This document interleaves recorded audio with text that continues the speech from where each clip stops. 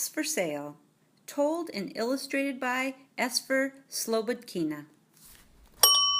Once there was a peddler who sold caps, but he was not like an ordinary peddler carrying his wares on his back. He carried them on the top of his head. First, he had on his own checked cap, then a bunch of gray caps, then a bunch of brown caps, then a bunch of blue caps, and on the very top a bunch of red caps. He walked up and down the streets, holding himself very straight so as not to upset his caps. As he went along, he called, "Caps, caps for sale, 50 cents a cap." One morning, he couldn't sell any caps. He walked up the street and he walked down the street, calling, "Caps, caps for sale, 50 cents a cap." But nobody wanted any caps that morning. Nobody wanted even a red cap. He began to feel very hungry, but he had no money for lunch. "I think I'll go for a walk in the country," said he. And he walked out of town, slowly, slowly, so as not to upset his caps. He walked for a long time until he came to a great big tree. "That's a nice place for a rest," thought he. And he sat down very slowly under the tree and leaned back little by little against the tree trunk so as not to disturb the caps on his head. Then he put up his hand to feel if they were straight. First he checked his own checked cap, then the gray caps, then the brown caps, then the blue caps, then the red caps that were on the very top.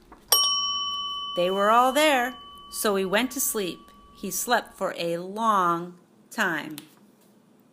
When he woke up, he was refreshed and rested. But before standing up, he felt with his hand to make sure his caps were in the right place. All he felt was his own checked cap. He looked to the right of him, no caps. He looked to the left of him, no caps. He looked in back of him, no caps. He looked behind the tree, no caps. Then he looked up into the tree, and what do you think he saw?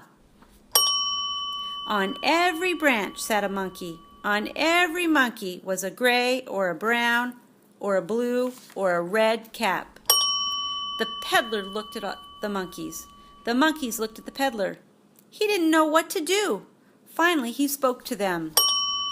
"You monkeys, you," he said, shaking a finger at them. "You give me back my caps."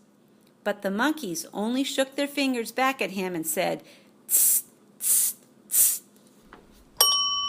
This made the peddler angry, so he shook both hands at them and said, "You monkeys, you give me back my caps."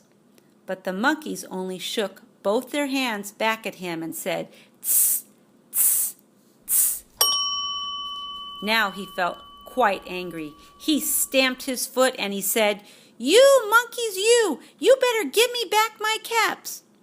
But the monkeys only stamped their feet back at him and said, "Tss, tss, tss." By this time the peddler was really very, very angry. He stamped both his feet and shouted, "You monkeys, you must give me back my caps." But the monkeys only stamped both their feet back at him and said, "Tss, tss, tss." At last he became so angry that he pulled off his own cap, threw it on the ground, and began to walk away. But then each monkey pulled off his cap, and all the gray caps and all the brown caps and all the blue caps and all the red caps came flying down out of the tree. So the peddler picked up his caps and put them back on his head. First his own check cap, then the gray caps, then the brown caps, then the blue caps, then the red caps on the very top. And slowly, slowly he walked back to town calling, "Caps, caps for sale, 50 cents a cap." The end.